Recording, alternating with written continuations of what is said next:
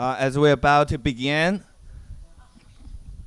I would like to remind you again, because of the technical difficulty we faced yesterday, we have changed the seating order.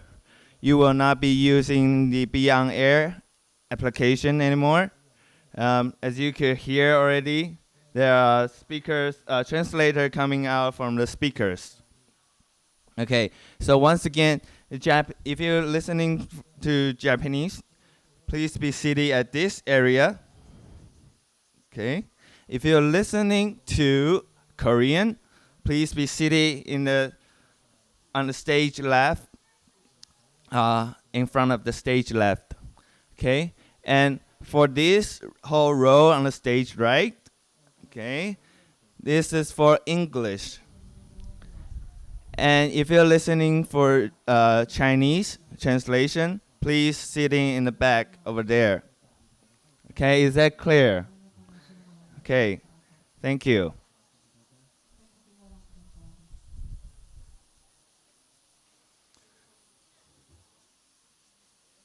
The first speaker that will be coming up today,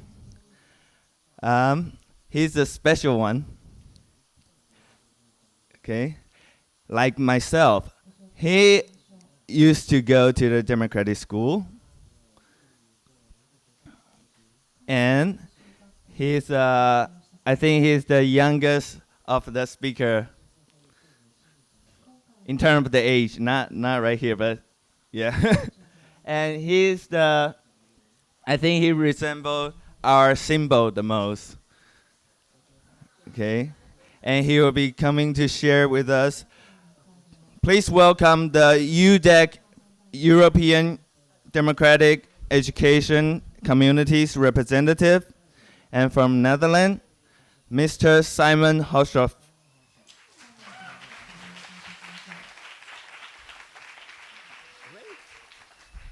Thank you.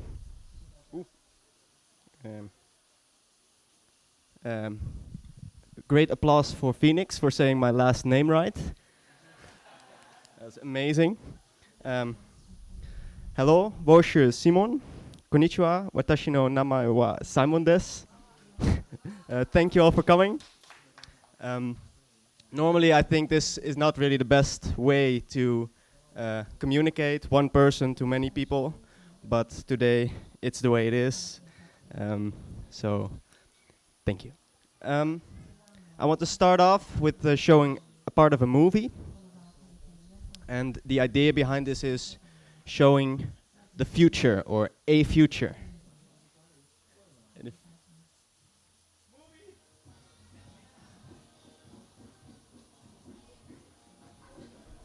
morning, sir. Yet another on-time delivery from Have a nice day.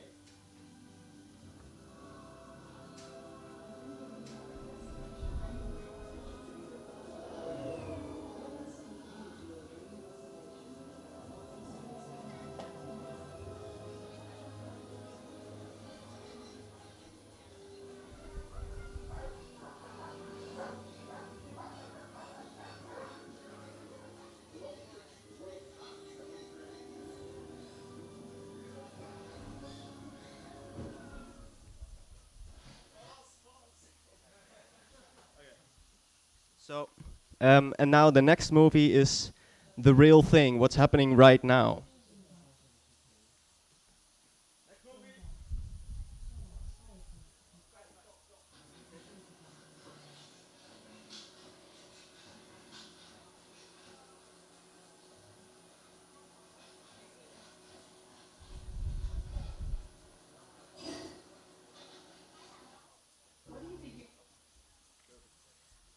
So, what this movie is about, the first one, is about artificial intelligence and the way robots understand things.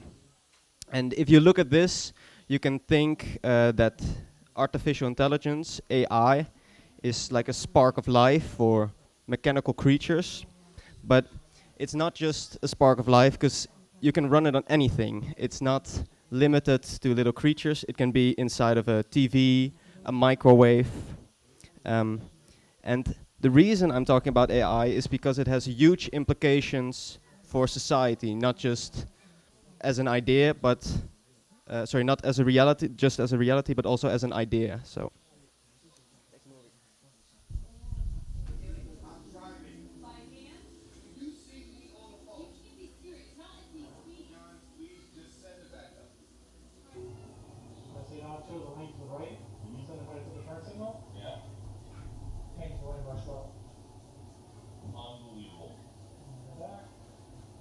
And then I'll also sense it to the car next to you. I won't let you do it to the car next to you. Wow.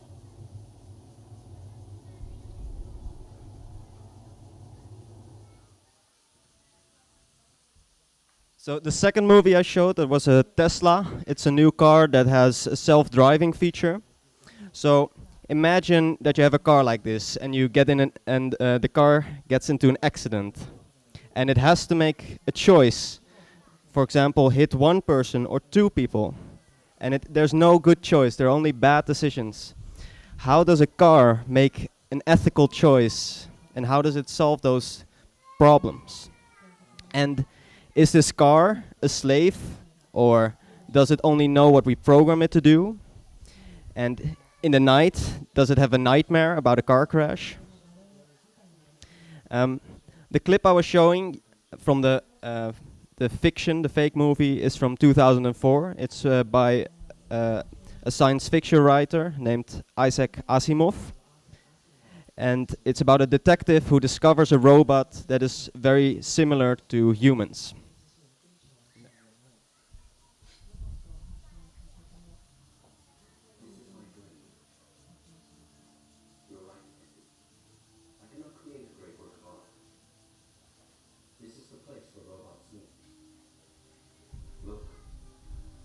See them here as slaves to logic.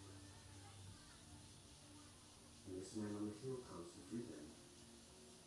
Do you know who he is? The man in the dreams. Why do you say that? Is that a normal dream? If anything's normal for someone in your position. Thank you. You've said someone, not something. So, do you know why Dr. Lanning virtue? No. But I believe my father made me for a purpose. We all have a purpose.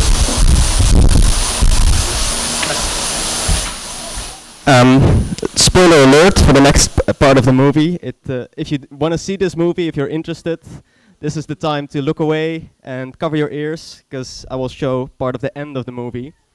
And let's see. It's a new beginning, the end. It shows that one of the saviors, the robot, becomes the leader of the new robot race. Can I help them?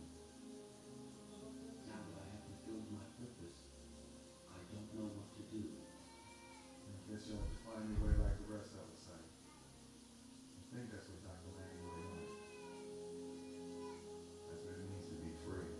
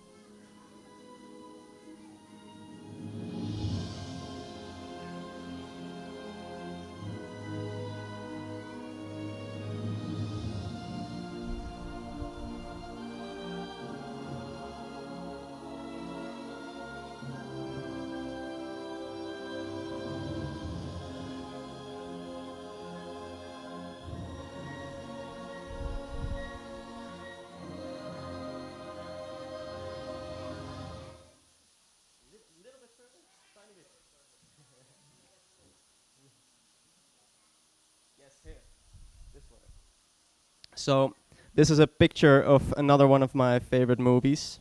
It's from The Matrix.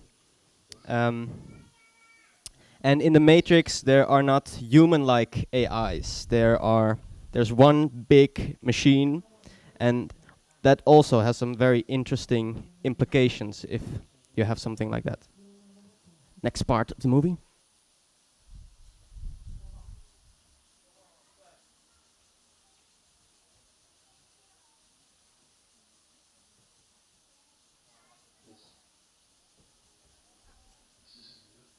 What is real?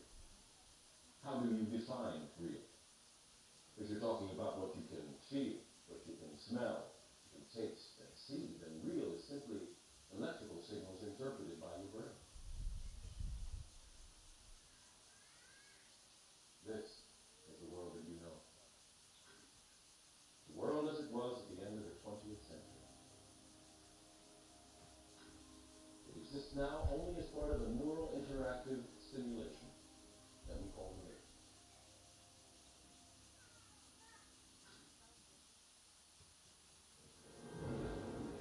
Welcome to the desert of the real. We have only bits and pieces of information, but what we know for certain is that at some point in the early 21st century, all of mankind was united in celebration. We marveled at our own magnificence as we gave birth to AI. AI. The artificial intelligence. A singular consciousness that spawned an entire race of machines. We don't know who struck first, us or them, but we know that it was us that scorched the sky. At the time, they were dependent on solar power, and it was believed that they would be unable to survive without an energy source as abundant as the sun. Throughout human history, we have been dependent on machines to survive. Fate, it seems, is not without a sense of irony. The human body generates more fine electricity than a 120-volt battery and over 25,000 BTUs of body heat. Combined with a form of fusion, the machines have found all the energy they would ever need. There are fields, endless fields, where human beings are no longer born. We are grown.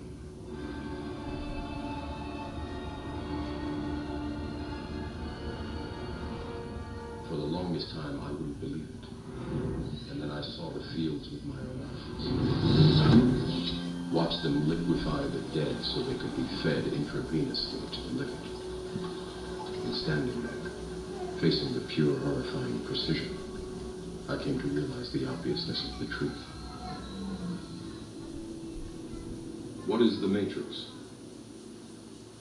Control. The Matrix is a computer-generated dream world, built to keep us under control in order to change a human being into this. So, the interesting thing about this idea is that you wouldn't know if you were living in the Matrix. It's like a super advanced game, and you could never know if you're awake or dreaming. So how do you prove that we are not living in a simulation? And before everybody starts to go like, is this real? Is this not real? I want to show another movie that has a different version of a fake world.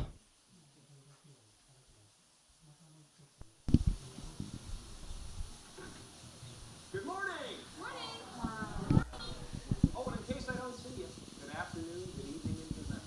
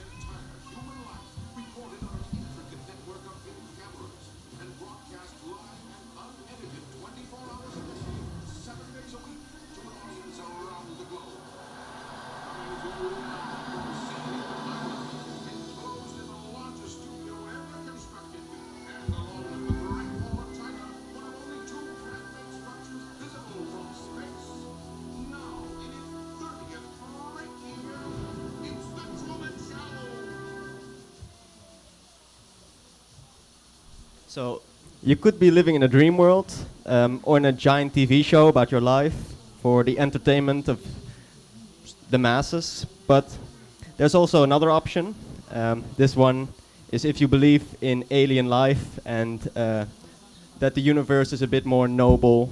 There's no big TV show, or we're not in a big computer game. It's from The Hitchhiker's Guide to the Galaxy. Many millions of years ago, a race of hyper-intelligent, pan-dimensional beings got so fed up with the constant bickering about the meaning of life that they commissioned two of their brightest and best to design and build a stupendous supercomputer to calculate the answer to life, the universe, and everything. Oh, people, we want you to tell us the answer. The answer to what? The answer to life, the universe, everything. We'd really like an answer. Something simple.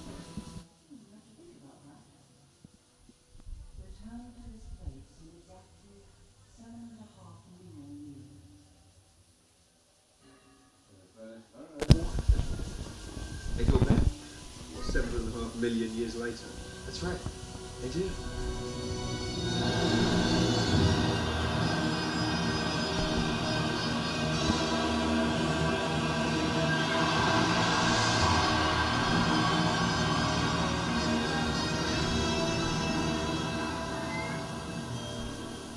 Deep thought.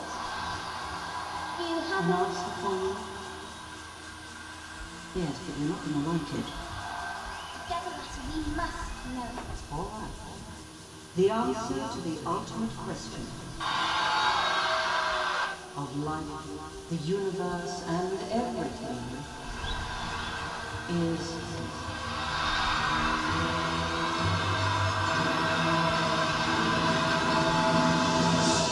42.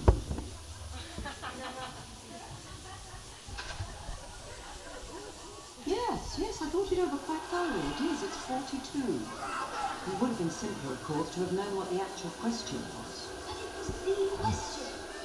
The ultimate question. Of everything. That's not a question. Only when you know the question will you know what the answer means. Give us the ultimate question then. I can't. But there is one who can. A computer that will calculate the ultimate question. A computer of such infinite complexity that life itself will form part of its operational matrix. The next part of this, I hear there's no translation for the movie, so maybe afterwards you can find it online and find the translation. The movie is about the guy in the bathrobe. You saw during the short period he was standing next to the robot with the giant hat.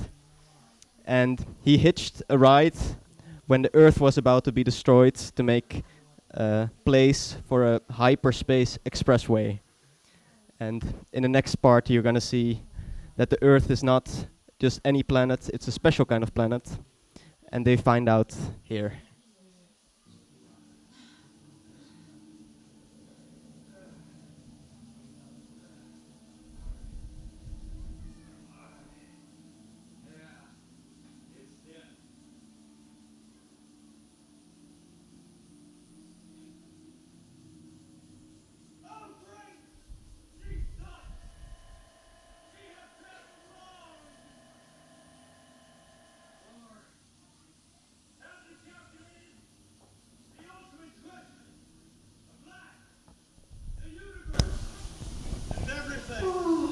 No. What? I've been watching TV. Oh. I designed another computer to do that. Oh, right. Is it here? No, it's not here. It's another world. It's on another world. It is another world, stupid. Or at least it was, until the Romans destroyed it to make way for a hyperspace expressway. So the end result is the Earth was a giant computer for aliens to find the answer to life, but it got destroyed by accident, so there was nothing left. So the reason I'm showing this is to get you in a philosophical mindset and the question, are we here to find an answer to life? Are we part of a system of control? Or is life one big show? So next I want to do is share my personal experience. And that was me getting stuck in high school in the Netherlands. For those who don't know the Netherlands, here is a picture.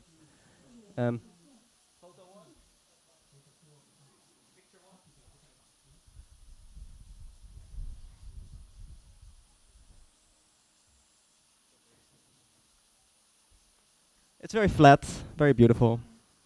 This is from a train, photo from a train. And here's my high school.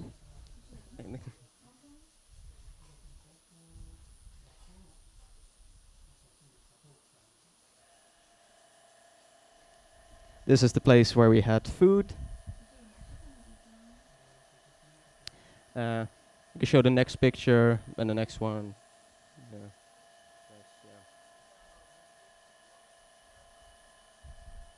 So this is where I spent time during the break.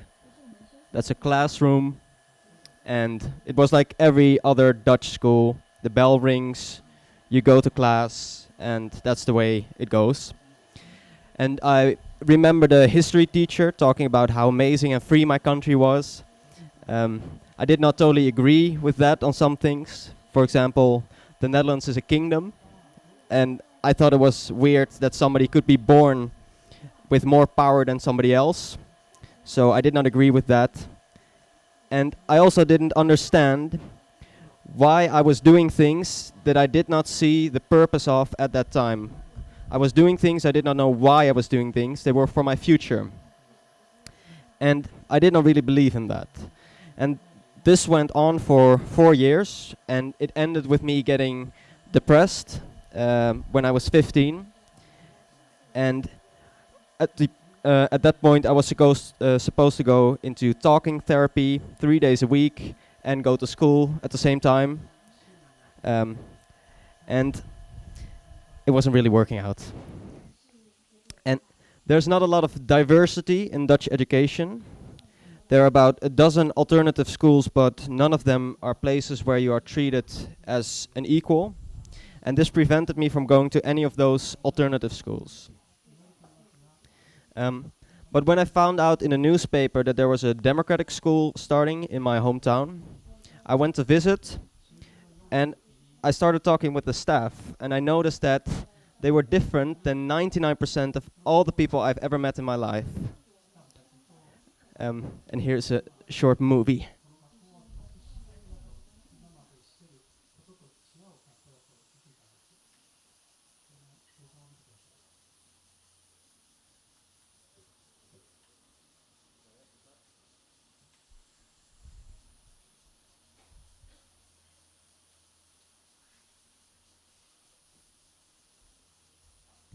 So here is the school meeting. It's a very small school. We had 15 students at the biggest point, but still we had everything from the Sudbury model. It's the American model from Sudbury Valley. Here's the some other students, some creative activities. So from my 16th to my 19th, I went to a democratic school, and it was really amazing for me. I went from very depressed to very happy. And it's during that time that I learned that democracy is not just something that never changes, but it's a living thing. And you can improve democracy. You can work on it, and you can find new tools to make it better. And you're only limited by your imagination. So that's why I want to talk about some of the ideas that I had in the school over the years. That's the name of the speech. And they are based on some of the principles that I learned in the school. And that is, for example, that your age, your birthplace, your sex, your hometown is not useful in making rules or legislation, but actually harmful. So the first thing I want to share is, for example, very concrete idea, a passport or ID card with no name, no location, birthplace, or anything else, only a up-to-date picture and some biometric information like height or some way to prove that it's actually you. And you could save this information in, for example, something like Bitcoin, a blockchain. If you don't know Bitcoin, it's a system where information gets stored in many different computers and not in one computer, so there's no control by one person over that information. And using these tools, you could make sure somebody registers once. And with a passport like this, you could manage, for example, enrolling in a school, and with financial support by the government. You could track somebody's location when they're traveling, or they could register at a place where they want to live. Also, you could use it to replace other rules, for example, drinking age and voting age could be replaced by something like a license. So that means that anybody from any age could take on a responsibility. So with drinking license, for example, it would not mean that you are allowed to drink when you're under 18, but you are allowed to buy it if you can handle it responsibly, and you do not discriminate against people who are under a certain age. You could also manage newer ideas like basic housing, that everybody has the right to a house, or everybody has the right to basic income. The next thing I want to share is a list of human needs that I experienced in the school are very important.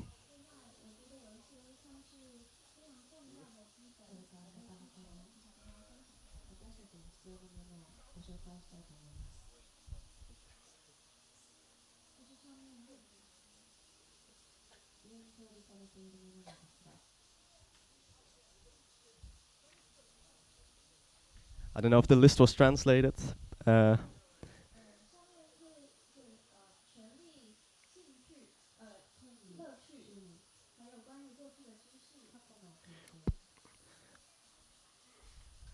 Okay, so the reason I want to share these things is because I've seen them in my school a lot, and some people think that going to a democratic school is just lazy and for lazy students that don't like academics, but because we all share these needs, you get a very complex culture, and it becomes a balance between the rights of the individual and the rights of the group.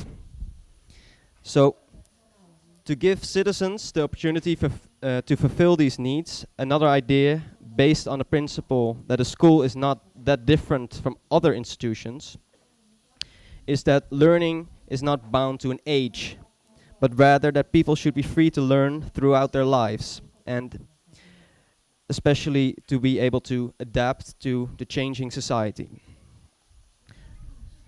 And something that I think might be a good method for this is to remove compulsory testing of students or teachers, and to make the government responsible for transparency and not the testing.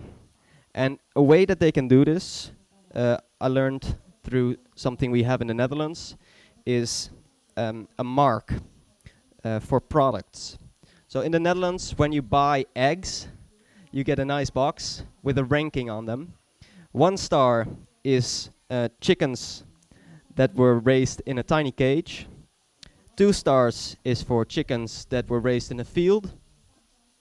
And 3 stars is for a sustainable business model and a complete picture of, how do you say it, a more holistic approach to chicken farming. And the same ranking you could use for institutions and schools, where 1 star is an organization with a top-down structure, like a pyramid, where the top controls the bottom, where the employees have no say in things like the budget or hiring staff. And 2 stars means the employees would be involved in this process. So they could vote in making the budget, they could vote in hiring and firing of staff. And 3 stars means that you include the consumer or the student in the conversation, and that means that the students or the customers, if you have a business and not a school, they would also have a vote in this organization about the budget, hiring, those kind of things. So that's the mark system.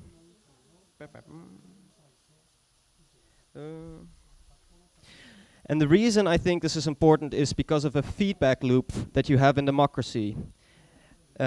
First, the rules are made, then the rules are broken, and then the rules are changed. And in a top-down organization, this feedback loop goes very slow.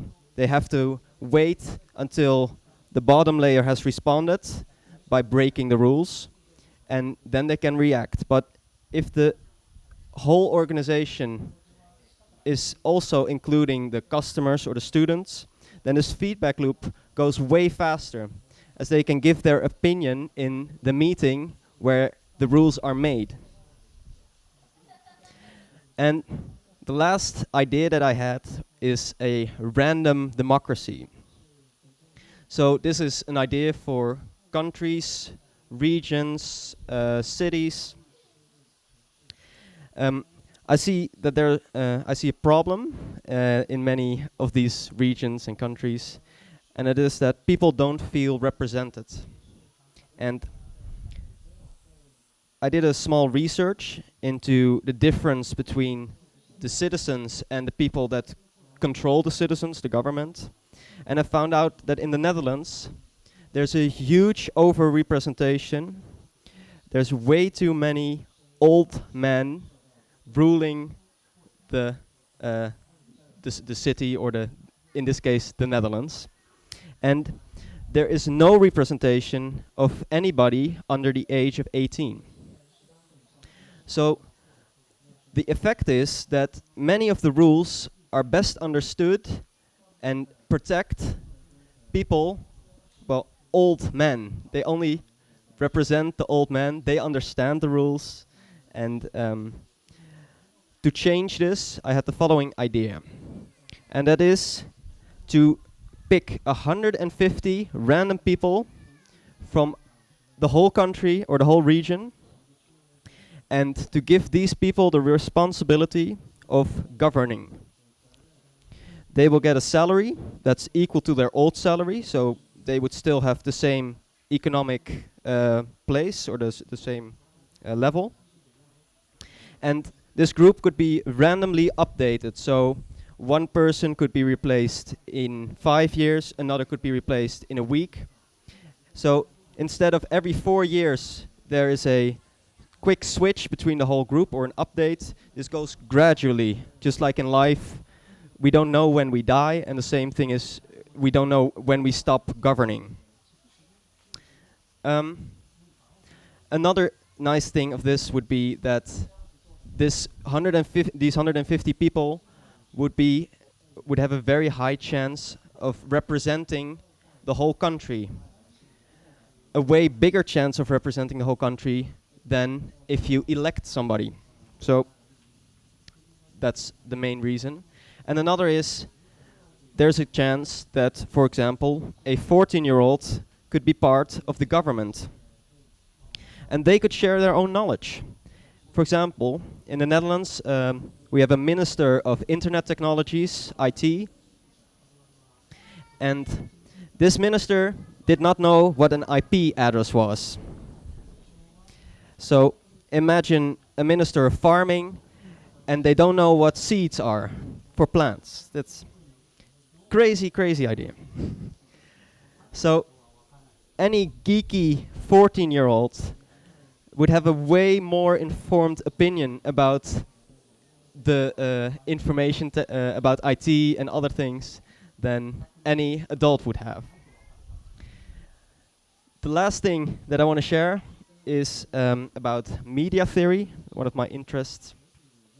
And this focuses on not what I'm saying or the message that I'm saying, but the way that I share the message, the medium that I use. So in this case, I have a speech to you all, but we could have a dialogue one-on-one. You could read a movie, or sorry, watch a movie about me on the internet. These are all different ways of experiencing information. And there's a theory about media, and it shows that the higher the velocity, so the faster the speed, the more dialogic the network, and this will cause, fueled by human need for expression, the social practices to become democratized. So the faster the dialogue, the more democratized the social values will become, the social practices. And the cultural value will become deliberativism, and that is the idea that you reject dogma and replace it with the realization that one is thorough, careful, but you can still be wrong, not just conceivably, but practically. So the last thing is that other people are necessary for helping you to see your own mistakes. So that's the reason why you would want deliberativism. But if the media you're using is low, there will be a monologic network. There will be one person in charge, and this will because of this will be impeded. Good luck for the translator. This will be impeded by the human need for expression, and social practices will become centralized, and the cultural value will become authoritarianism. So one leader who knows what is the truth, and that's why I want to end this conversation with a fast dialogue between you to create a democratic atmosphere and not just believe in my authority or something like that.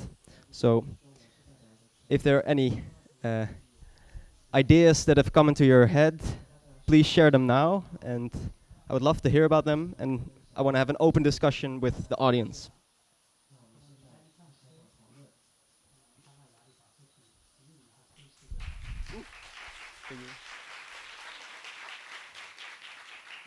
It's not finished yet.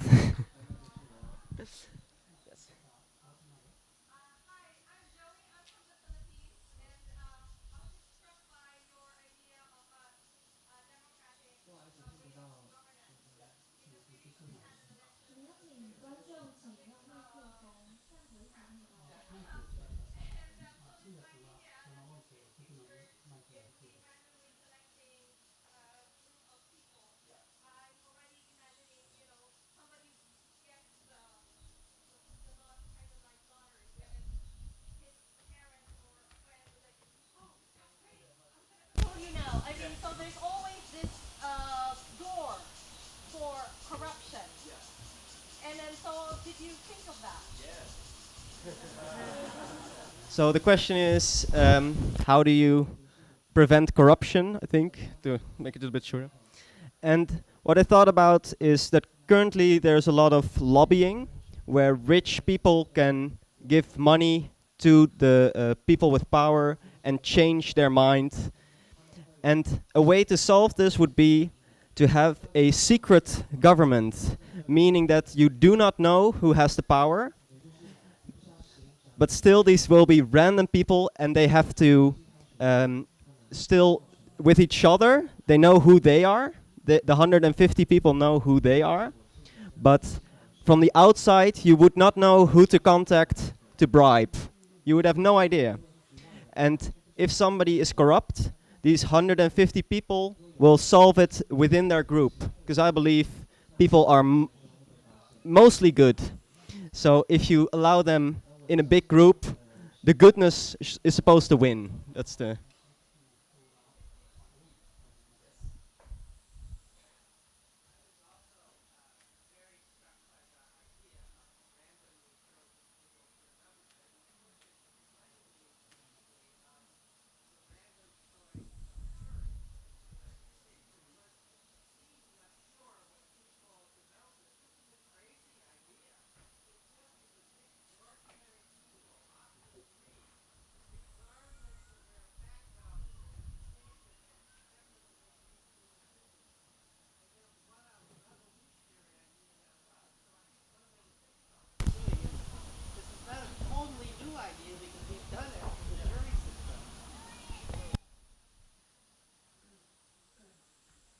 So, what Peter was saying was that this is not a new idea, but it's there's also the jury system in America where 12 people are randomly picked.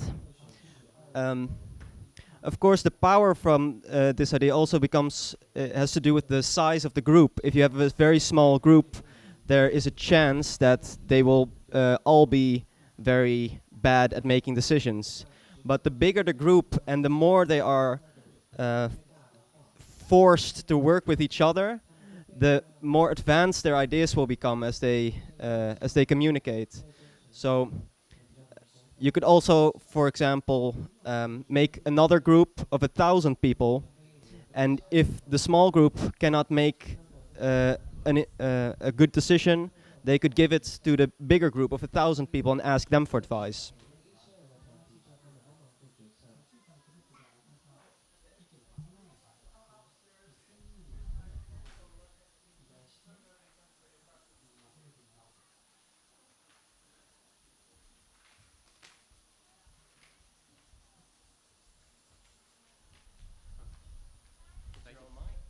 There's a mic. Hello? Is it on? Okay. My question, well, it's more of a comment. But we have a perfect environment, perfect situation to experiment with the idea of random democracy in our schools. I don't know if maybe there's a school out there that has tried this, but if not, it would be really interesting to try this idea of a random governing body and see what happens on a very small scale. And then just see if it works, because then we could scale it up to a village, and then scale it up to a town, and then try it in a country. Thank you. This also reminds me of the idea that maybe a school is already a representation of random people from the region, but I'm not really sure, because maybe I'm not as random as I think I am. There was a reason I went to the school, but you could see the school as a sort of a tiny random community of people and already see how they function together.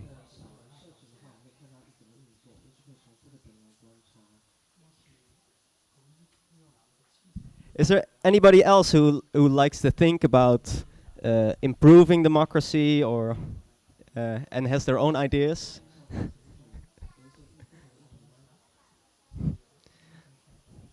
Nobody? Yeah.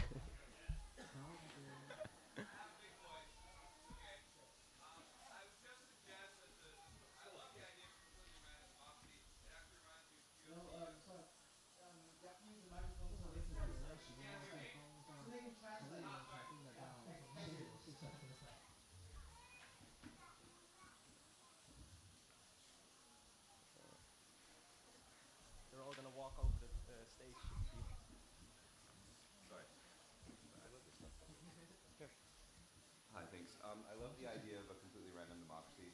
It reminds me of a few of the models I read about in some of the Roman city-states. Obviously, a problem might be in those early experiments with random democracy in Roman city-states, the populations themselves were more homogeneous, right, than our modern societies, which is quite heterogeneous, right? So, based on statistical anomalies, you may have a group which is a minority group, which is completely non-represented, and that would definitely be something you have to think of corrective mechanisms for. But I think it can be overcome. Yeah. There's a first comment, and there's a second one. Same topic there.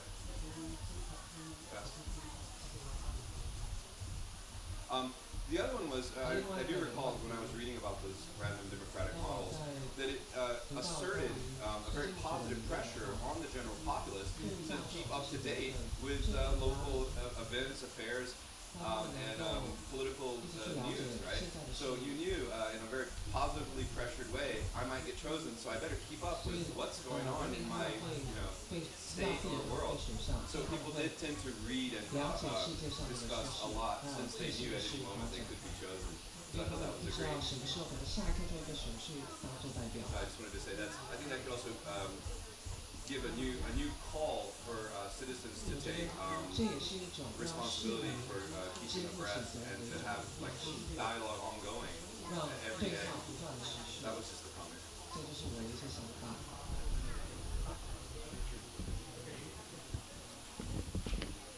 Yes, please.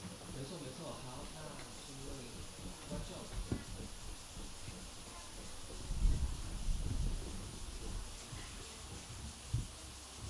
大家好，我用中文发言。 Good morning, everybody. I'm going to speak in Chinese. 我认为那既然如此的话，为什么不让全部人都参与在这个讨论呢？ Hence, all people participate in discussions, right? 然后 Everybody 是用一种多层次的民主架构。 in a way that's layered, and it's a democratic process. 比如说，可能是用在小的行政单位，比如说是个村，是个里。Implemented in a small, from a small unit. 那所有的人都参与这个讨论，然后做出决策。 So everyone can start to make a decision. 那再把所有这些地方上所有的里、村、里全部的决策集合起来。 Later, we can gather the results. 他可能决定的是一个县、一个省。 So later, you can decide the decision for a county. 那更多的是，比如说省，就是可以决定一个国家的政策。 Then the decision from the province can be implemented. 然后就是借由这个方式，让所有人可以参与讨论，而不会把那个样本变小，然后取样有偏差，然后没有可能会有部分意见没有被表达到。谢谢。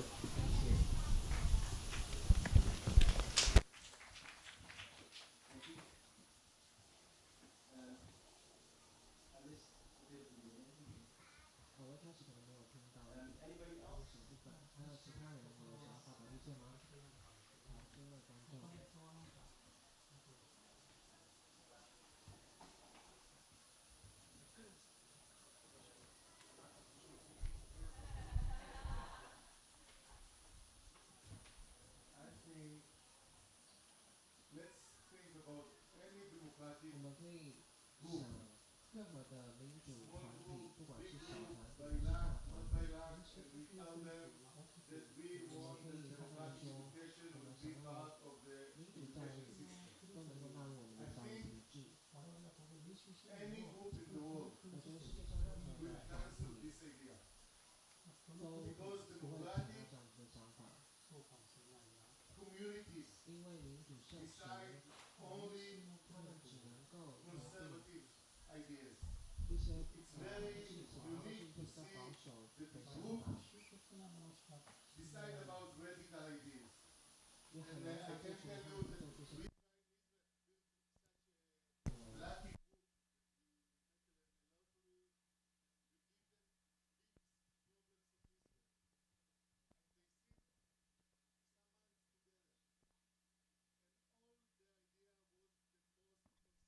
Ideas.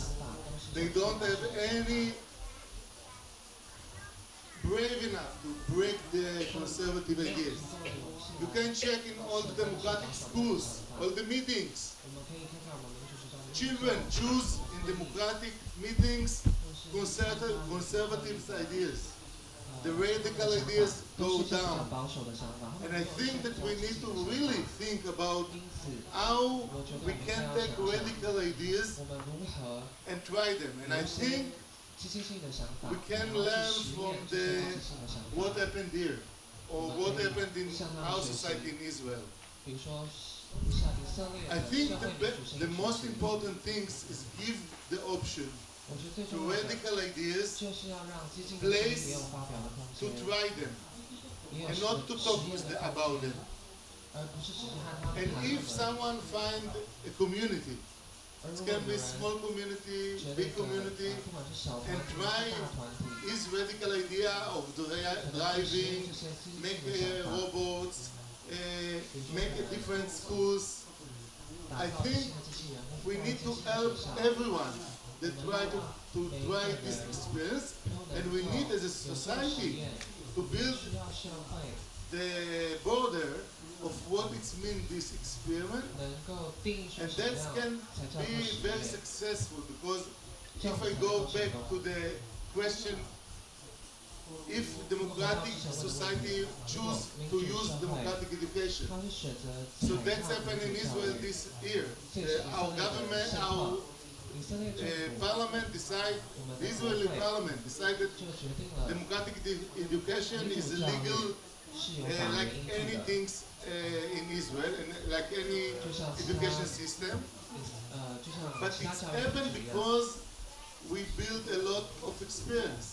And people, so I think democratic process cannot bring new ideas. They can bring only old ideas.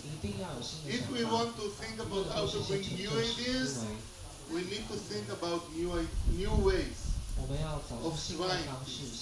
And I think the blockchain that's the way. I don't know if a lot of people know about the blockchain, and if you don't know, I go in the internet and look about the blockchain. But the blockchain gives the option to build new ideas from the bottom up. And I think that we need to think from this way. So thank you. So we're almost out of time. We have one more question. If there are other people who have questions, maybe I can ask for some more time. I also want to say one last thing is I'm also here as a EUDEC representative. EUDEC is the European organization that makes sure that there is a conference in Europe every year, and they help with they have a map of all the schools in Europe and those kind of things. If you're interested in that, you can come to me and I can give you more information about that. I can ask if we can get some more time.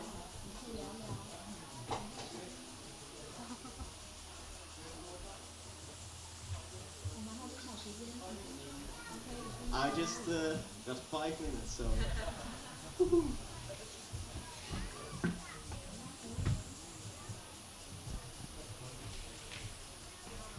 Simon.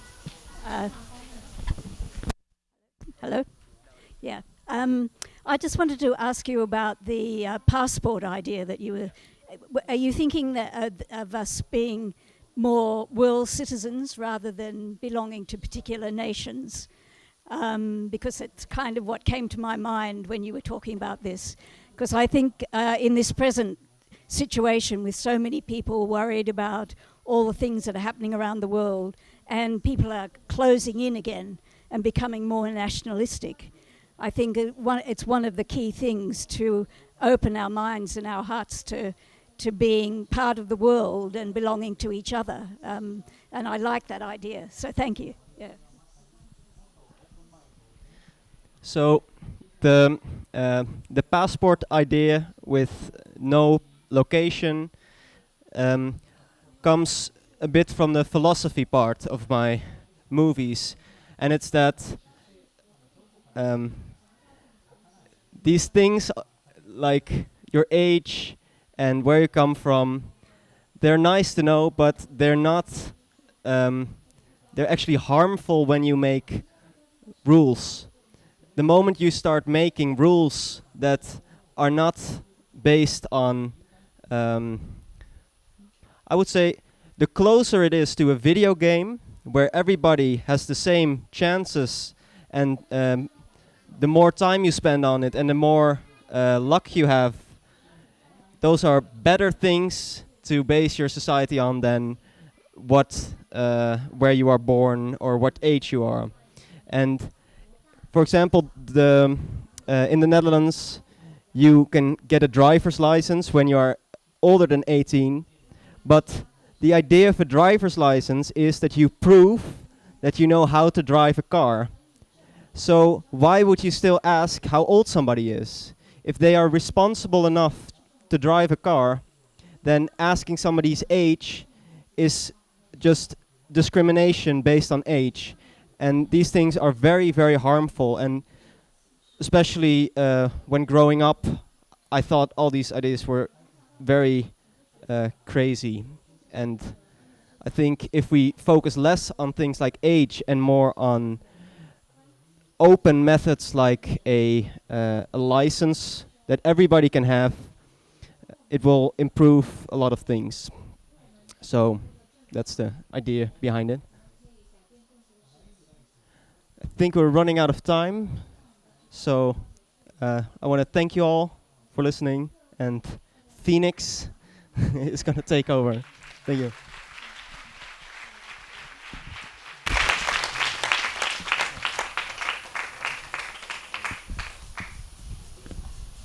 Once again, big round of applause for Simon.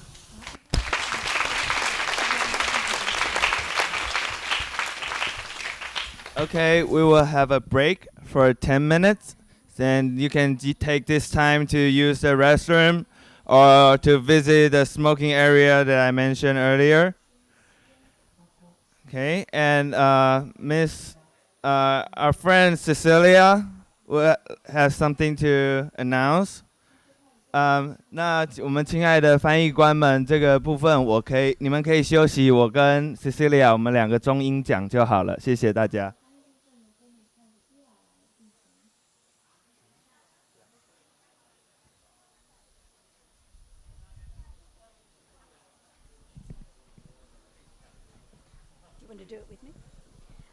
Hello, everybody.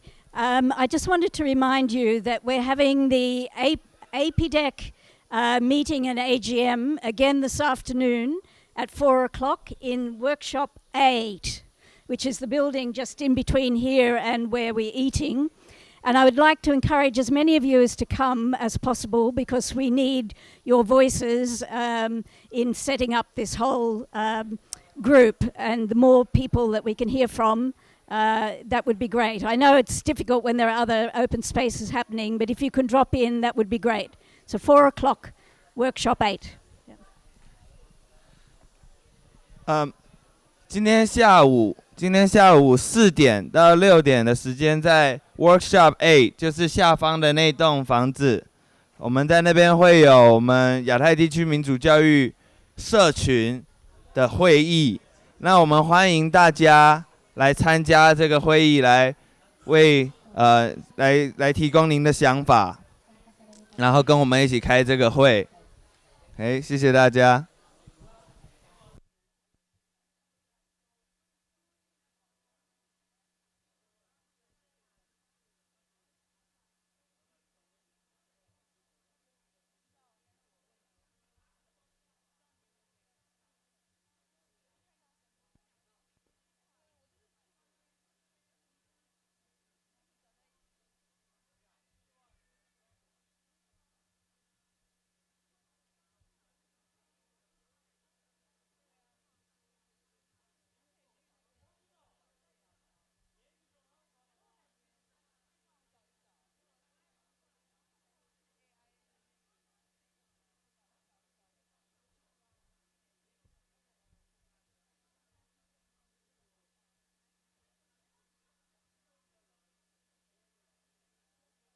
Sound check, test 1 2 1 2 1 2.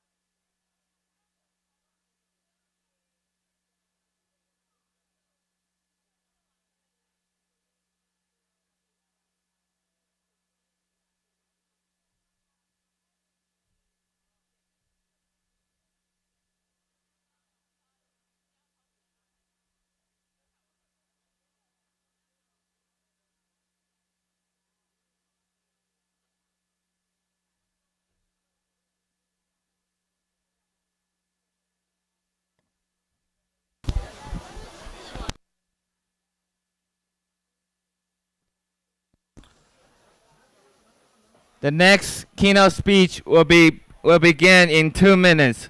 在2分钟，我们下一场主题演讲就即将要开始。Please don't step on the black padding. 在2分钟，我们的 keynote speech 就要开始，请尽速就座，请不要。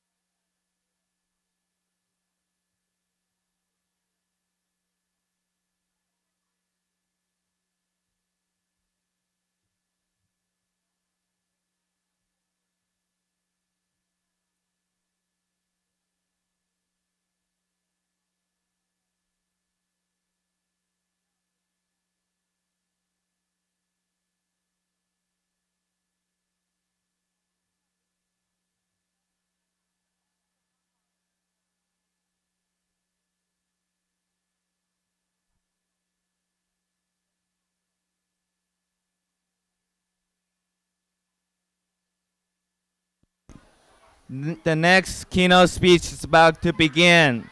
Please be seated. 下一个主题演讲即将要开始，请大家尽速就座。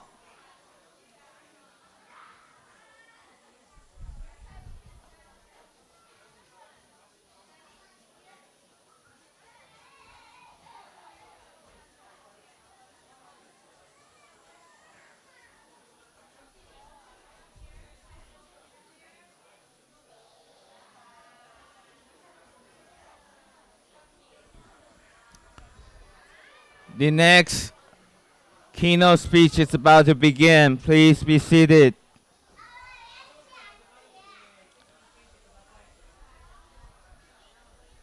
下一场的主题演讲即将开始，请大家尽速就座哦。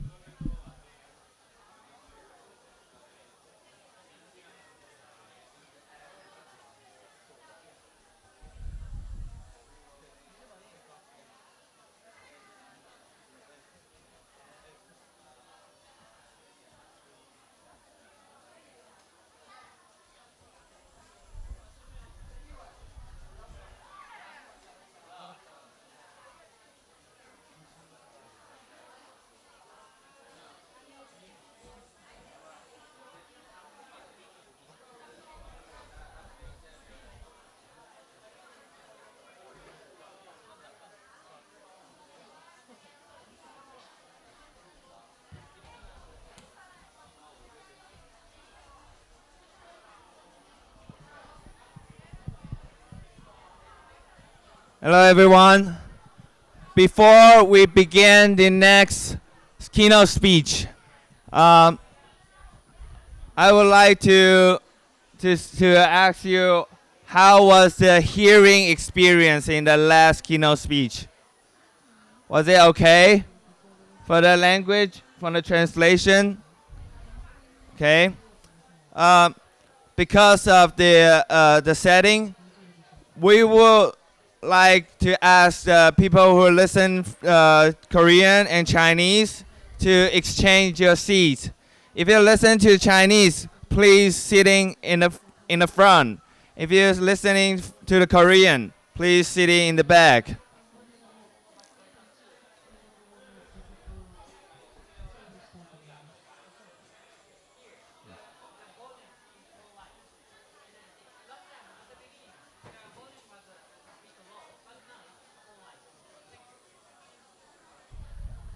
How about English? How about English here? Are we doing okay? Okay.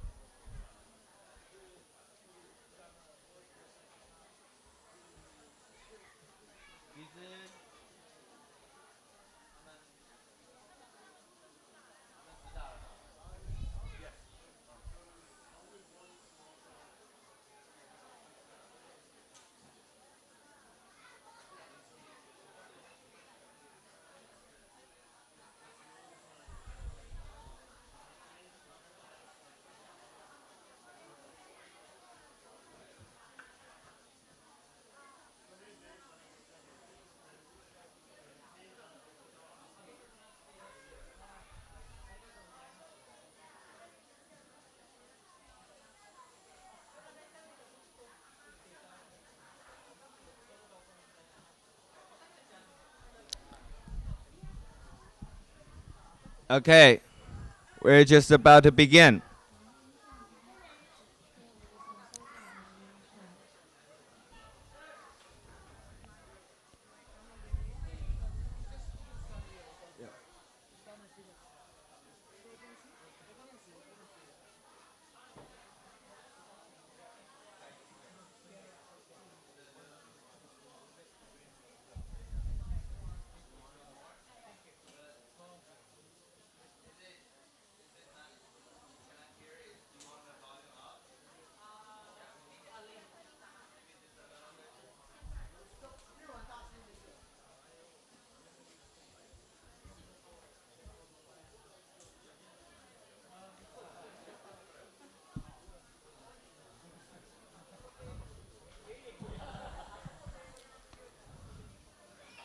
Okay, I guess we're just going to begin.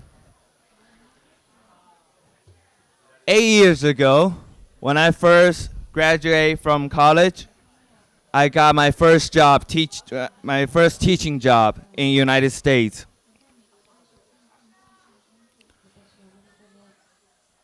And back then, at first, I always had a kind of feeling myself a little bit like a con artist.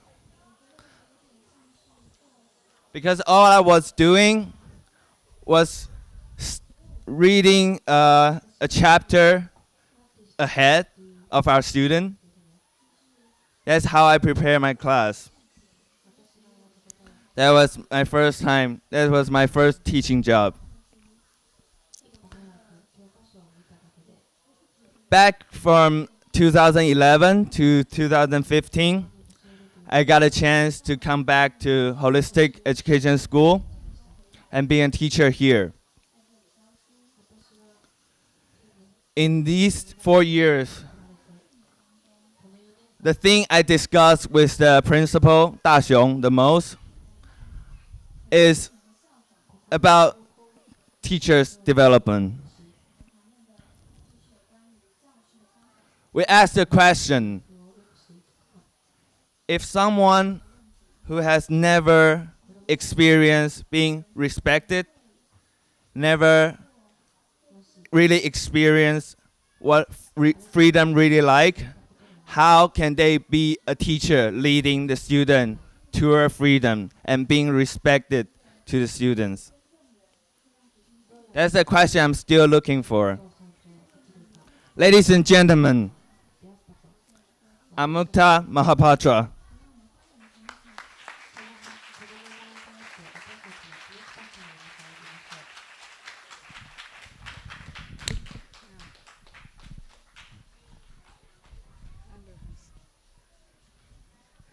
I'm honored actually to be here for the first APDEC, which we've officially said that's the pronunciation for APDEC. And when Phoenix invited me, I felt that it's something that I would like to focus on a theme that we can work out for the future. And I thought that the time has come for IDEC to look at teacher development.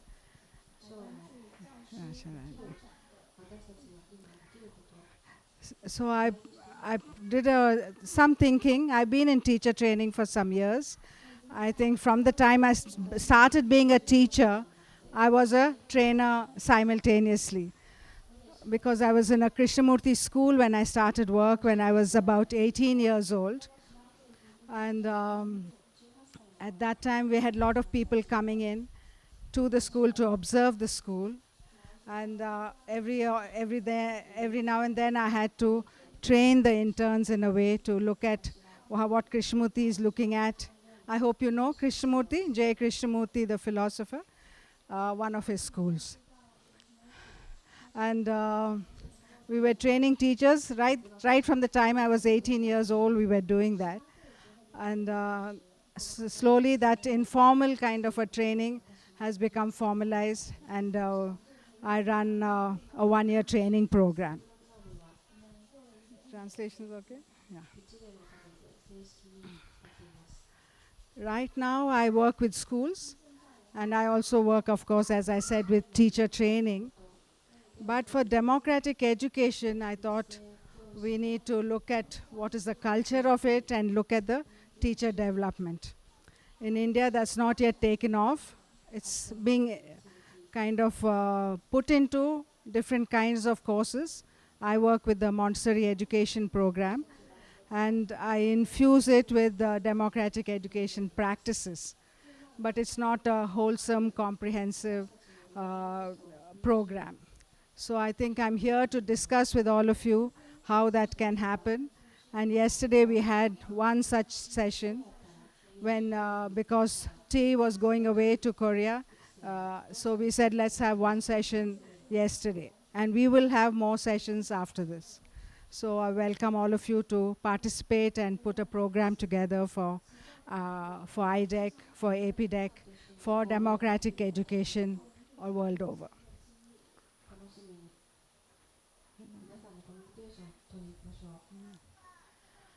I think the first principle was, we can take it from the Bible. I don't know if you can read it. It's do unto teachers as you want them to do to children or to others. Very often we lecture to the students or give them a practice where it's mostly lecture-based, but we want them to be democratic in class. We want them to be kind to children, but we are kind of rude and hard on the teachers. We want them to encourage children to use crayons, artwork, etc., but we don't do much of that in the teacher program. So I feel that links have to be there so that whatever we want to happen in schools has to happen in the training program. It's a simple principle. And if we want, of course, if we want pedagogy to the way we want it to be, that pedagogy has to work in the teacher training program. And if we want little Hitlers to come up, then we have to continue to be dictatorial in our training programs. Next, yeah. We know that school is not an island. but we sometimes behave so. When we parents come in, we only recognize them till they put their children with us.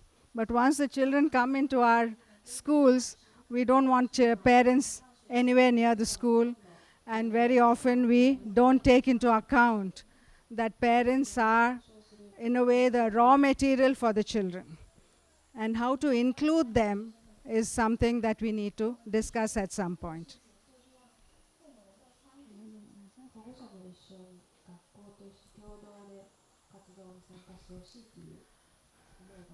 Can you see that? Yeah, I don't know. So I felt that there needs to be an alignment to our, many of our countries have international commitments to, earlier it was called Millennium Development Goals, now they're called SDGs, Sustainable Development Goals. That's, India at least has been committed to that. I'm not sure about Taiwan and other countries here. Also to SDGs and also to the UN CRC, that is the Child Rights Convention. So we have to follow that in a sense, and schools cannot be islands unto themselves, even if we are alternative.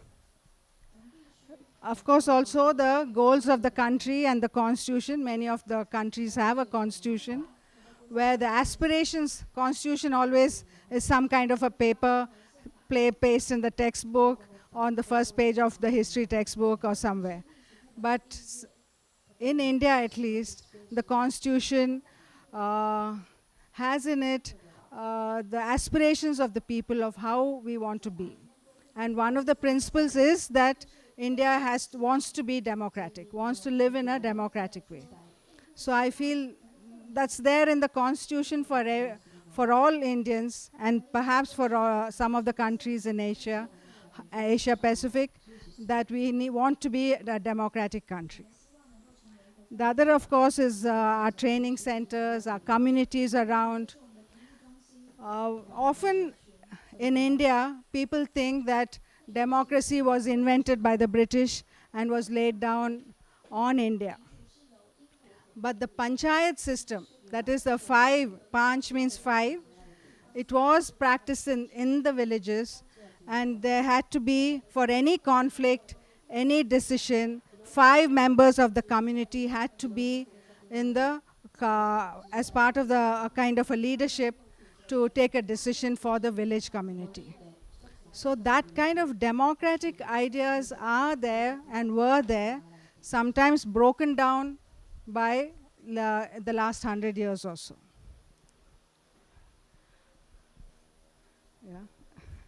So the next, also the things need to be aligned, but as of now I feel very often that they are scattered ideas. Each idea has been worked through quite seriously and quite beautifully, and it's a package by itself.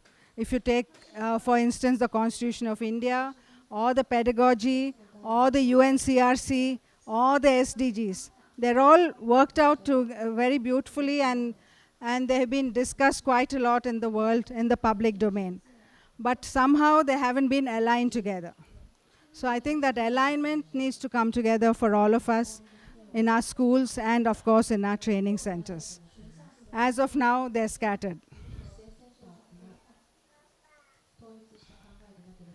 So the question we need to actually look at is there an alignment with the international kind of commitments to the national goals and also to our own community around us?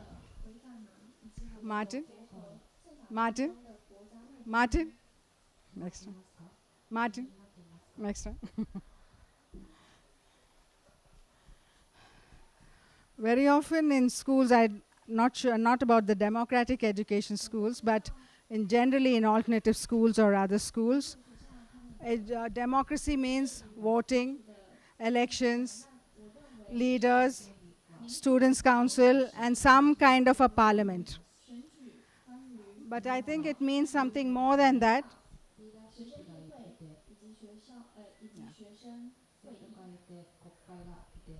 You all must be familiar with all this, so I'm not going to spend too much time on this. Participation, responsibility, choice, leadership. I do want to make a distinction between leaders and leadership. Something like what Simon was talking about, that leadership is their part of people. Everybody can be a leader, and leadership skills can be developed, and they're there also innately. And a democratic culture. Very often schools, democratic schools or others, start with a structure. But I feel what we need to look at is understand and describe the democratic culture that we want to have, and then have the structure to go with it. Otherwise, we're very quick to make structures, make rules, regulations, how it needs to be, the meeting, who has to vote, who doesn't have to vote. Those kind of structures we're quick to make, but the democratic culture, we don't spend enough time perhaps on it. So the structure has to reflect the culture. Each school may have a different culture, each institution may have a different culture, but the structure needs to go with the culture. Yeah. So this is in a way looking at it in detail. Participation would be individual, group, and the collective. It's not just one or the other. I'd like to make a distinction between the group and the collective. The group is maybe any small group in a classroom or a small group comes together. But if the whole class is together, it's a collective. I'll give you an example. And a school where I was working with earlier, I went back after some time. There, the experience, the children had experience of the individual and the collective, but not enough of group work. So they didn't know how to be in a group. You know, they were feeling shy, they were laughing, giggling, because that group work was not done, enough of it was not done. So each of us are members of, we are individuals, we're also members of a group, and we are members of a collective. Maybe a collective would be the country or a large group like the IDEC. So there's a way of behaving and there's a role that we need to play in each way, whether we are as individuals or in a group or a collective. So that with the experience, only with the experience, if we give a lecture, we won't understand, children won't understand, teachers won't understand, but we need to have that experience in the teacher training program too.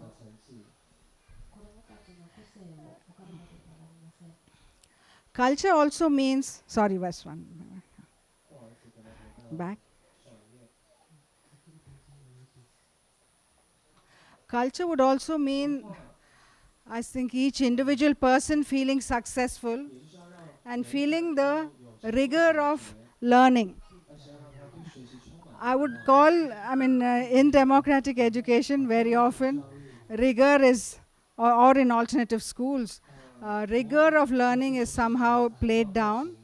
But I feel a taste for learning, a taste for diving deep into a subject, into any skill, is something that we need to offer both children and teachers. Very often teachers don't have that experience. In their school, they've gone through the bad schooling that we know of, and they don't know what it means to go deep. And then they cannot help children also. They cannot understand what it means when a child wants to go kind of delve into a subject or into a concept or into any content. They're at the surface level, they're happy if they transact just at the surface level. So even if you take mathematics or any other, to go deep into that is something that teachers need help with so that they appreciate that. Yeah. So let's look at, I'm taking some instances here from, we had a government program, I'll talk to you about it later, and how the classrooms changed. This is some of the change in the culture of the classroom. So there has to be movement in the class. I'm sorry, if this was a dark room, I wouldn't have read out all the things, but I think it's a little difficult to read there. So let me talk a little about each. So there needs to be a movement in the class. Very often classes are static or children are fixed to certain places. There needs to be a dance in the classroom with children moving around. There have to be materials. In India, about 15 years ago, one of the directors of the national body asked me, how will you ever get materials into the classroom? Because there's an inventory done every term, that how much chalk is used, how much paper is used, how many pencils are used. And I said, let's try. And with one of the government programs, we got a whole lot of materials into the classroom without people talking about inventories. That was about, say, 15 years ago. From then on, materials are in the classroom, but if you look at it before, there was only chalk and a blackboard in the classroom previous to 2003. Before 2003, there were no materials in the classroom except for chalk and blackboard. There was one program called Operation Blackboard, and they created some materials for the classrooms, but they were all locked up in the cupboard. Because when the inspector comes, they have to tick it. They were not given to children. So, but right now, if you go into many of the states, there's enough material. Of course, for the teachers and for the children, we need to rework the curriculum, the textbooks, the workbooks. And part of the classroom needs to be decision making, which you all know about. Next one. The change culture in the children also was that talking and moving freely in class. That seems to be a normal idea, but it isn't. Where in teacher training programs and in schools, they're very similar. Teachers don't want to walk about, teachers want to be sit, and they want to be told because that's their experience of learning. So to break them up, to make them feel free to move about is something quite, they find it's different, and they have to get into that. So children too feel that way. One experience I can tell you, when we started with working with the government schools in Tamil Nadu, a state in India, we were doing a demo classroom so that the trainers saw the classroom and then learned from it. And after they observed it, we had a discussion about it. So we had class 1 to 5 children in a classroom, chosen randomly by the teachers at the local school. And we were about 4 or 5 teachers working with the children. So we made them sit in a circle. That itself was new to them. And then we said, see, this is our classroom, and we have some rules for it. As you play cricket, you know, is very popular in India. So we said we have some rules for cricket. We have some rules when you go to somebody's house. So here too, in this room, which is ours, we have some rules. So we said, what could the rules be? So we gave them 3 rules, and I said we could add to it later. I said we have many of us working together. There are about 30 of us working together. So we need to talk softly. And the other thing I said is there's enough material around in the class. Go and choose with your heart. I said walk around as long as you want and choose with your heart whatever you want to play with or work with. And the third rule was that wherever you took it from, put it back there. With these 3 rules, I said, let's go. So the children were afraid to, you think they ran around haphazardly or on their own? They didn't. That we could maybe expect in a democratic school. But this was a government school, and we said they walked quietly around. They were afraid to touch the materials. Because all these years, they've been told that they cannot touch. Don't touch was the message that they've got. So we encourage the teachers, we encourage the children to look at the materials, touch the materials, and then choose with their heart. So they went around 3 times quietly before they could even touch and take a material. And in a way that, what happens is how frozen children can be.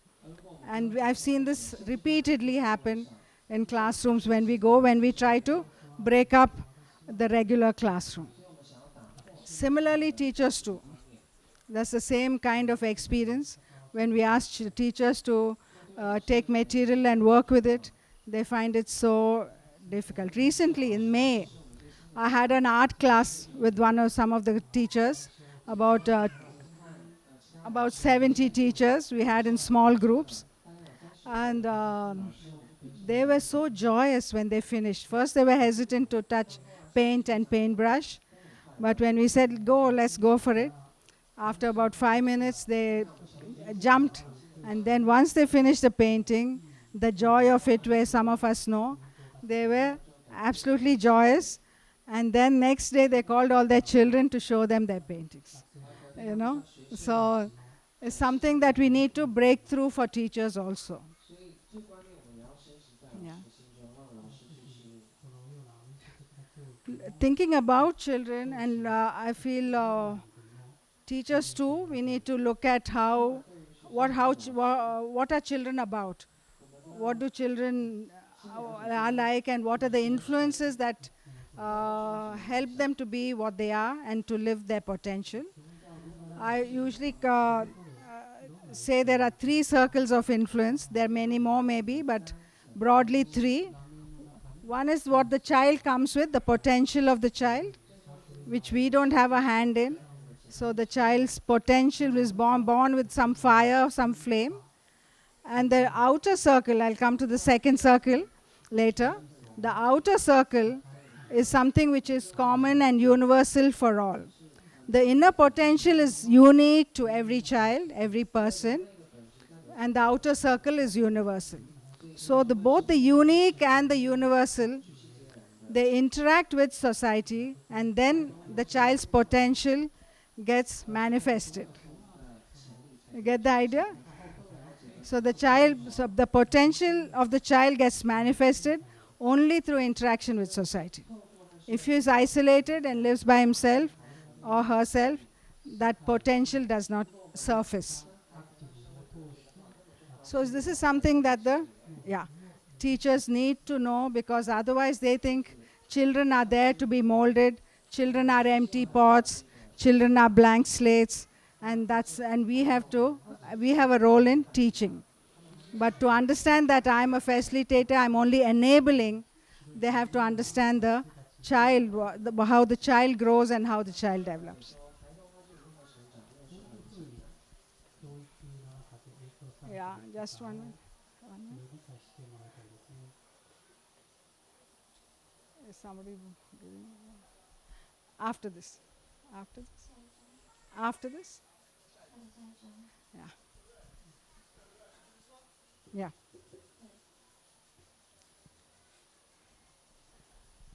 So fairly simple things, just have a read. And yeah, next one.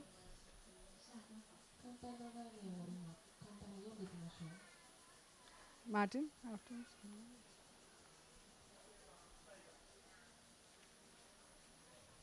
Can you see this? I'm not sure. Yeah.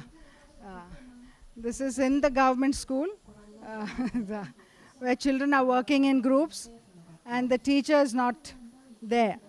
Only the teacher's bag is there in the corner, but the children are working by themselves.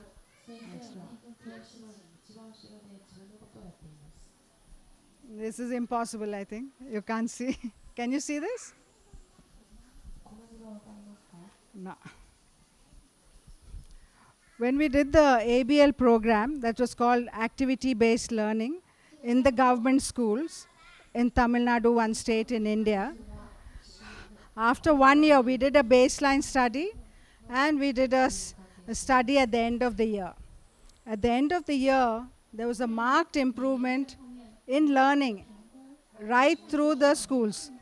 This was done in the number of schools that we did it was, can you guess the number? In Tamil Nadu state, a state in India, how many schools that we did it in. We did this in 37,500 schools, where class 1 to 4 were a mixed age group. There were materials in the class. Teacher was a facilitator, not a center of the class.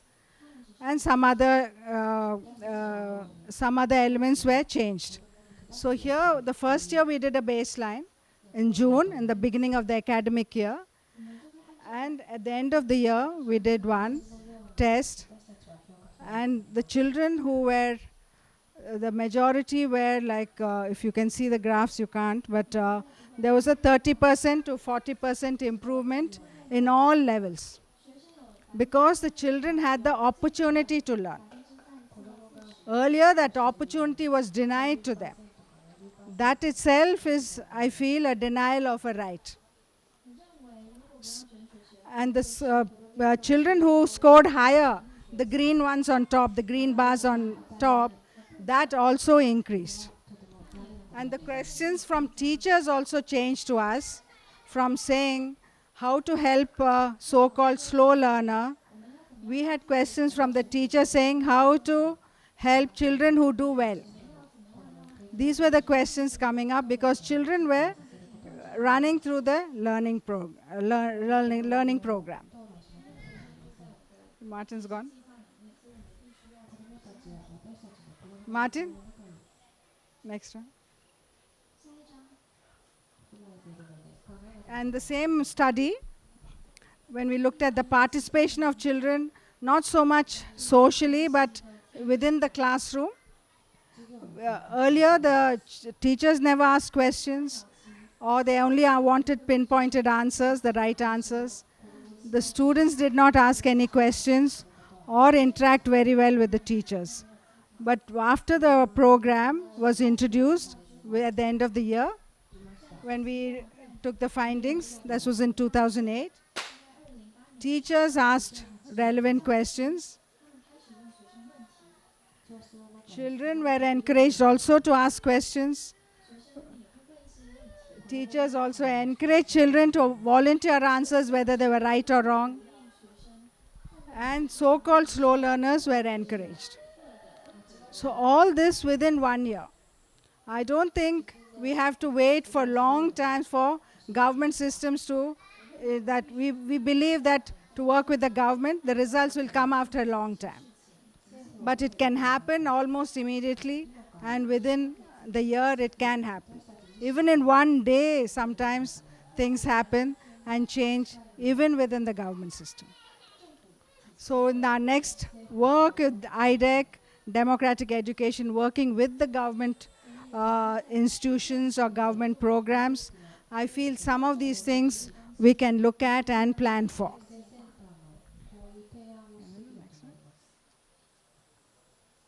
Even looking at understanding lessons, there was a marked improvement from 32 to 89. Teachers gave the right kind of examples. That came to 50. And 97% of the teachers gave information that was relevant to the subject and to the child.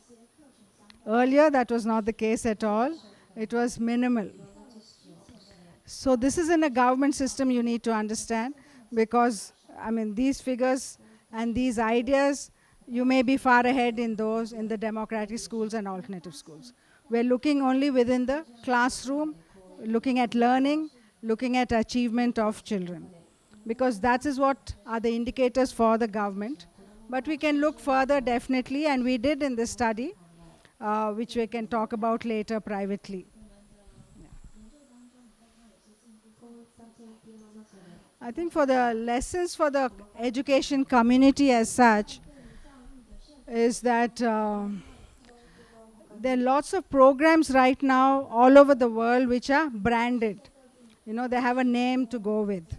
Many corporate people are coming into the education arena to say that this is the program that we want to have.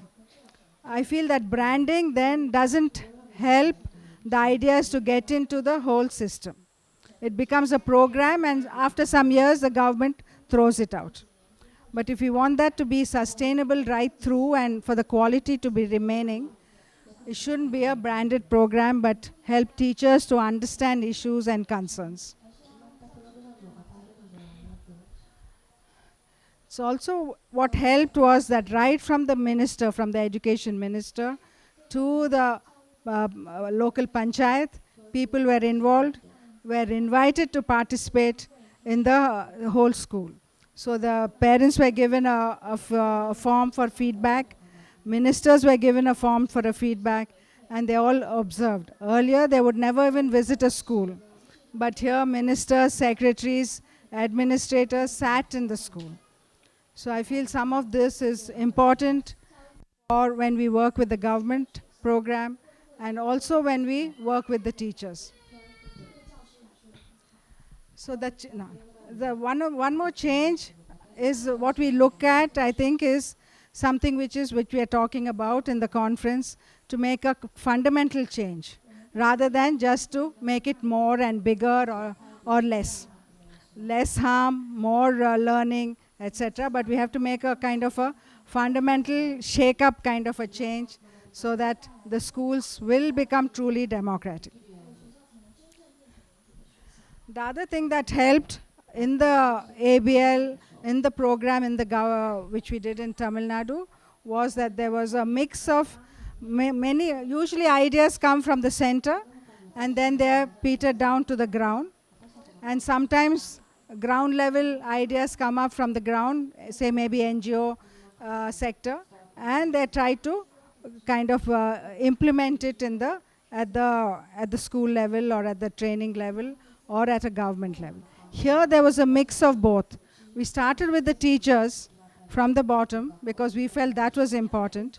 We worked with the teachers first and then came out with an idea, came out with a plan, came out with a kind of a program, and then put it to the government so that it was a teacher's initiative rather than a branded idea or brought in by the administrators.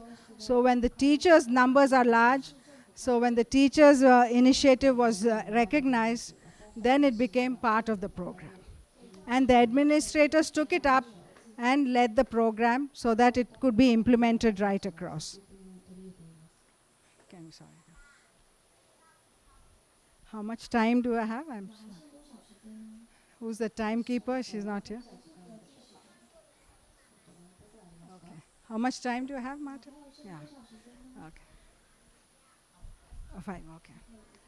So let's not waste our time on this. Pedagogy, you all know quite well. So let's go to the other. Next one. So part of our training program, I think we have to look at the pedagogy, of course, and learning a variety of subjects so that usually in a democratic school or in alternative schools, we teach many subjects. Very often people ask me, what subject do you teach? I said, I teach maths, I teach history, I teach English, I teach Kannada, the local language. So we have to be jack of all trades. Maybe not master of all, but we have to know at least some things to initiate and help children learn. We don't have to be masters. A training program that I went to, which was quite unique, run in India. You may know the word David Horsburgh. I don't know if any of you know him. We had to teach in that training program something that we did not know. So I did not know Kannada, the local language at that time. And I was given the task of teaching that to children. So we really look at, when you do that, how learning happens. So you're not teaching it, you're helping learning to happen. And I had to teach a language which I did not know. So I feel for teachers, we need to look at how to teach in a generic way so that there's a learning that is happening and the focus is not on teaching.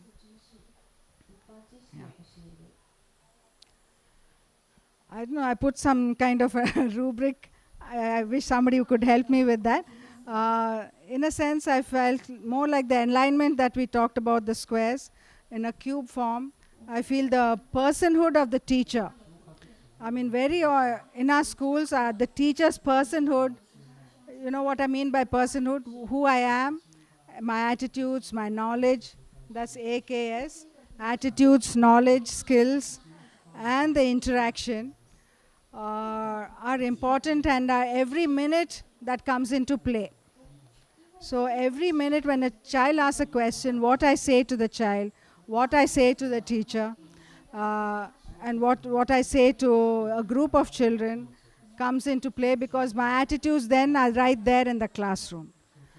And so we have to work with the teacher's personhood in a way, which includes attitudes, knowledge, skills, and the way they interact with others. The other area that needs to come in is the environment, both the local to the global. Teachers often know only about their local conditions, say in India.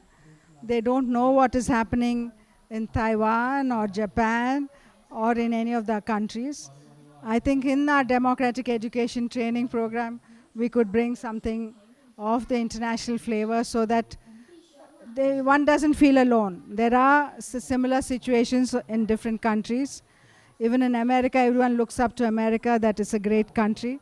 But what is happening in the education arena in the US, the same struggles are there. How learning happens, how learning does not happen, and that is something that will have a common ground for people to look at and examine and reflect about.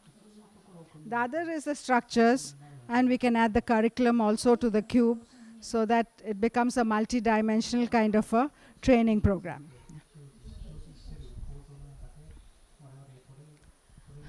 I think the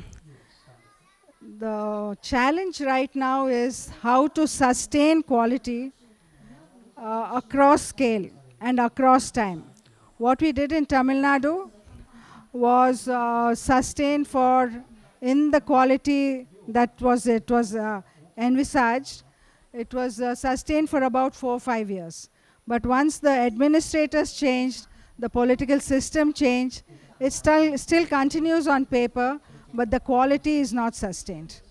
But other states have taken it, like Gujarat, another case from Tamil Nadu, another state in the northwest has taken it, and they're implementing it in their own way. It may transfer, it may go to different states. Now at least about 15 states have adapted the Tamil Nadu model and doing it in their own way. But are they sustaining the quality over scale, over time, and this whole state is the issue. Some are doing it only in pockets, only for about 100 schools, 1,000 schools, etc. Is that enough? Can we reach all the children as quickly as possible? And sustain quality is an issue and a challenge for any government, or I feel for all of us. We may be happy with our own little schools or our own small communities, our own country level schools, alternative schools. But I think our aim is to reach out to as many as possible and see that things happen in the government schools nearby or across the world. Only then I feel that children all over can benefit, and we are also, it becomes truly democratic. Yeah. I put in some things from our discussion yesterday and also earlier. I feel one is the enrollment for the teacher training program. I don't know, I missed a slide, I think. What I called, I don't know whether you saw it, I was trying to call the training program yesterday. We looked at the name International Teacher Development Program. But I thought instead of the teacher, we can make it educator. So International Educator Development Program. So why not training? I feel the training word makes it again a little bit hierarchical. So if we can use development is wherever the teacher is, we are developing the teacher from wherever the teacher is. So it is, we're trying to name it as International Educator Development Program. So the logistics of it in a way is enrollment can be in one country, but the experience has to be at least in 2 countries. And there could be a mix of online and contact classes. And definitely for this, use of technology has to come in. And there were some ideas coming in from Roger, I don't know where he is. Yeah, from Roger and others, how to make things happen and make things work. And we could also have a list of possibilities of schools, or call them resource centers, where they're up on the website. The curriculum could be up on the website, and each individual can make their own program and build it so that it becomes their own.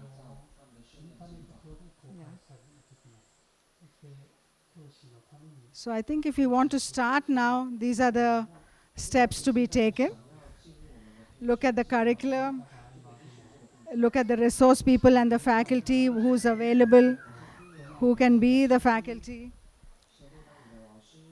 And what about certification from universities or from any other institution? That's all. So we can discuss later if you want to, and we have time for questions.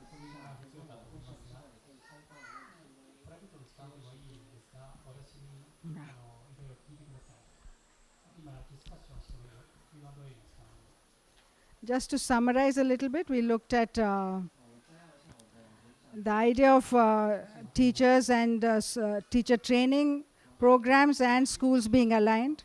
Also, alignment of all the different processes in a country and structures in a country. Also looking at working with government programs, how it can be, how it needs to be, and also looking at the logistics of a international training program that we could develop here.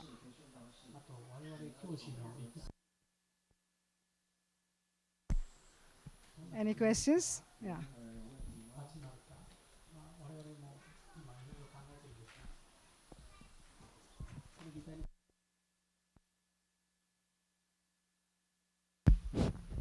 Hey, 你好，你好，我想有个问题很好奇，就是民主教育谈的就是人权，很重要的是人权。那在印度我们知道有种姓制度，那你们在成立民主教育学校，你们如何面对种姓制度？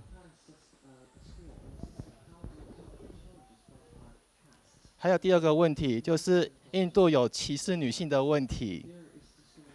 外国人到印度不敢一个女生单独的旅行，那你们在民主学校，你们怎么告诉学生，怎么跟他们谈这个议题？好，这2个问题。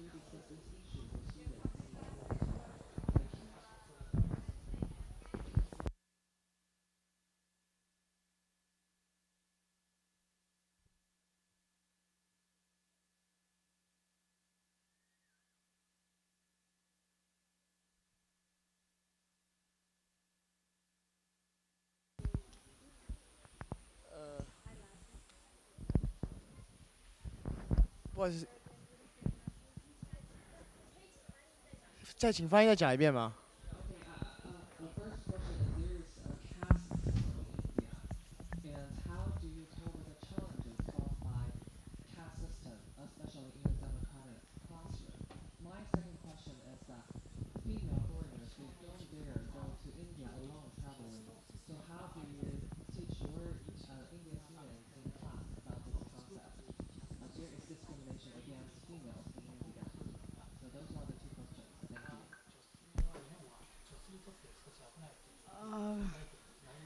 Caste is very much prevalent right now.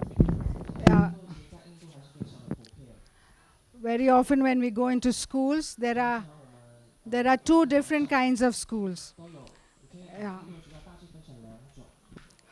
There's a main village and there's a village nearby. And in the main village is the higher caste children go, and in the other village school, maybe the lower caste go. The government claims that there is no discrimination because they're in separate schools, but just by being in a different school, there's a discrimination. They say it's by location, that's where people are staying, so the school is there.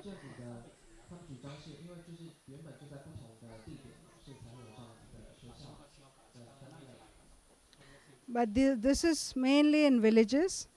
In the cities, of course, people don't know very often which caste one belongs to. Yeah.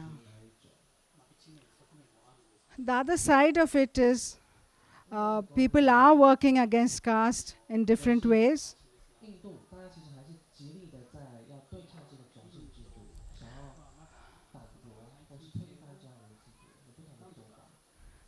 And the law is, of course, against it. And also, socially, peer group pressure is against caste, so that's reducing much more. Definitely in the south, it's reduced quite a bit. In the north, where it's more feudal, it still continues. But we can't just say north and south. Even in the south, there are many. The two villages that I talked about is in Tamil Nadu. Yeah.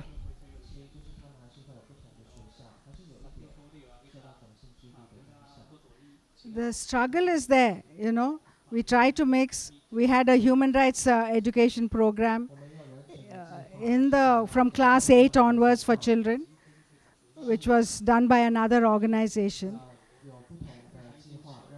And this looked at caste, looked at equality, looked at human rights. So the attempts are there.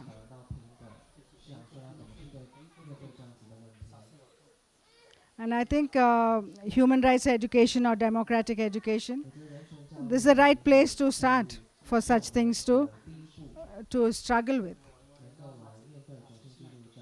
Yeah. It's not a quick fix solution. There are no quick fix solutions. We have to work on a long-term basis.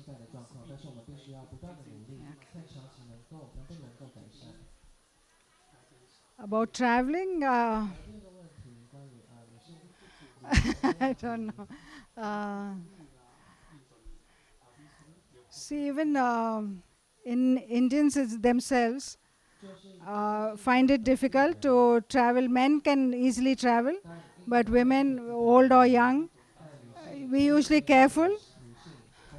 But for instance, I have traveled from the time I was, say, like 20, in all the small villages of India, and I felt quite safe about it.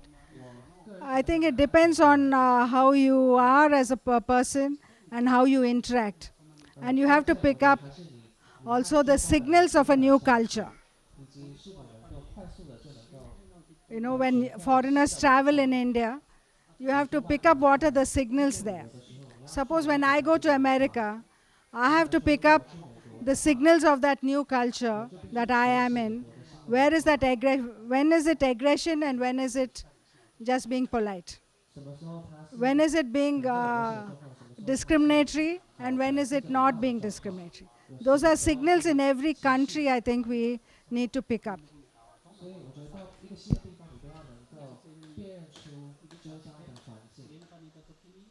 But once you're accepted in the village, you know, you're staying in a village or you're going in a small town, people they take to you, they accept you as you are.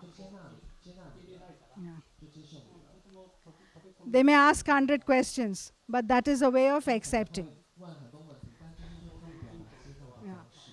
But whereas I felt in New York, people were not looking at me. I wore these clothes, I looked different, but people didn't want to look at me. They were not accepting, they were denying the difference. Whereas in India, I feel they address the difference, they ask the questions, this may sound rude to you, but that's the way of accepting your difference and accepting you as you are, or as one is.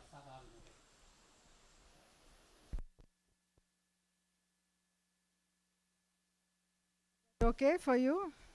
Yeah.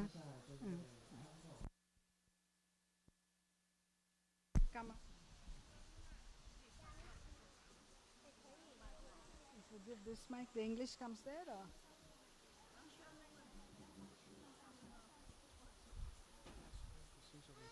Will be the last 5 minutes, yeah. 我想问2个问题。第一个问题是，在印度大陆，在巴基斯坦、孟加拉，还有印度，都曾经出现过女性的总理 （President）。为什么没有办法改变印度女性的地位？然后第二个我想问的是，印度北部旁遮普有锡克教，还有很多的而且还有很多复杂的地区性的宗教。你们怎么在课堂里面教育那个教书 religion and education？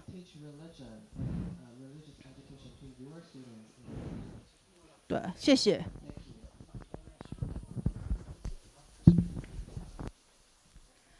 I think that is what democracy is about in a way, where there's diversity.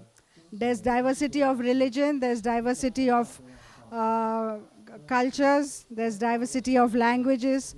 Only in a democratic kind of a culture can such things happen. It's not a sameness. In India, you'll never find something same within 100 meters. You go walk 100 meters, you'll find a new language, you'll find something else. Okay. So I think diversity is, that is a challenge also, but I think it makes it sometimes easier. People live with differences quite easily, if you look at people by and large.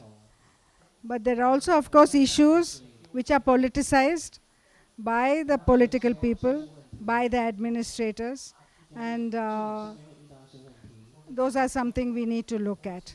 In schools, generally, in the school which I was a head at one time, when we discussed about religion, we thought that we have to offer whatever's in society to the children, in a sense to examine and re-examine it. We can't hide it away, we cannot deny it. Yeah, I saw it.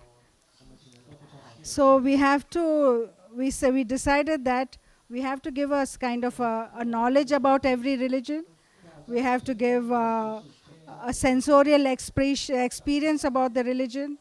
Because say for Islam, we have more Muslims in India than in Pakistan. But very often, we don't know much about them. The majority of the citizens who are not Muslims, they don't know much about Islam. But that knowledge is important. So otherwise, if you don't have the knowledge, myths are created about different religions. So I feel through knowledge, through experience, and through a spiritual experience, all three need to be addressed for religion to become looked at, and for children to understand, and for us also. I don't know if that makes sense. Huh? Yeah. I think time is running out. Yeah. No more questions. Maybe we can continue our discussions later. Yeah.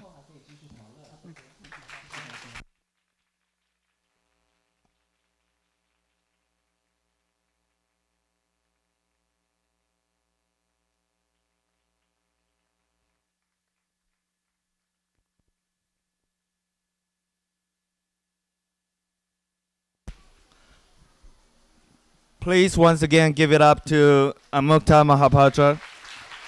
Thanks her, coming all the way from India. Thank you. Okay, so this will be it for today's keynote speech. And just two more things that I would like to make an announcement for. If you're not planning on going with off-day trip with us, if you're not going, please, you still have to go to the desk to sign up. That's how we know how many of us, how many of you will be here, so we need to make order for the food. Okay.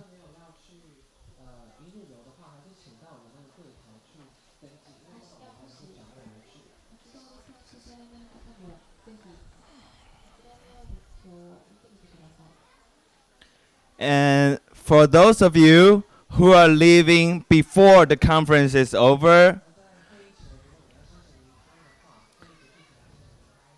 please also go to the administration office to sign up. Thank you very much.